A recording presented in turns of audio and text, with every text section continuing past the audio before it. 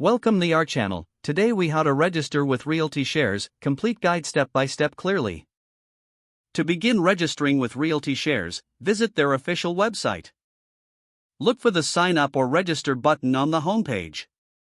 Click on the button to start the registration process. You will be directed to a registration form. Fill in your email address in the designated field. Create a strong password that meets the security requirements. Confirm your password by entering it again in the next field. Next, provide your first and last name in the appropriate fields. Select your country of residence from the drop-down menu. If applicable, enter your phone number for account verification. Carefully read and accept the terms and conditions and privacy policy. Click on the Create Account or Sign Up button to proceed. Check your email for a verification link sent by RealtyShares. Open the email and click the verification link to activate your account. Once verified, return to the RealtyShares website. Log in using your registered email and password.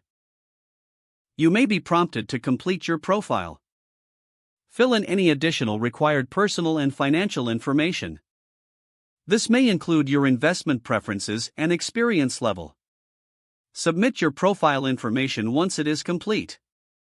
After submission, you may need to provide identification for compliance purposes. Follow the instructions to upload the necessary documents.